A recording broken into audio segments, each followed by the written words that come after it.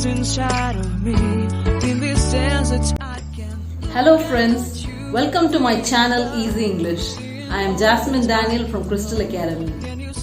This video is all about the proper use of for and to in sentences. Consider these sentences. I am here to meet you. I am here for my bag. In the first sentence, I am here. The purpose is to meet you. In the second sentence, I am here, purpose for my bag. So if you look at both of them give us the purpose of a happening. But to is followed by the verb meet, whereas for is followed by the noun my bag. Let's see this with another example. He visited Agra to see the Taj Mahal. In this sentence, to is followed by the verb see. She bought a dress for her sister.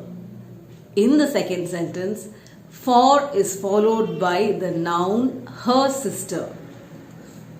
So we can conclude that to is generally followed by a verb, whereas for is generally followed by a noun. Friends, did you know that to and for can be used in similar sentence structures? Let's see some example. I joined classes to learn karate. I joined classes for learning karate. To is followed by the verb learn without an ing. To learn.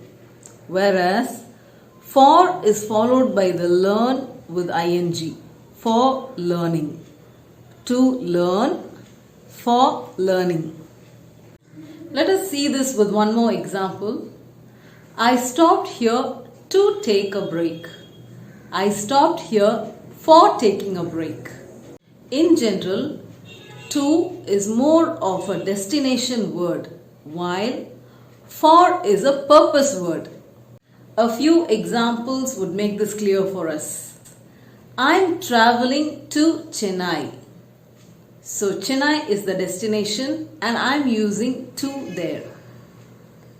I'm going to the hotel for having tea.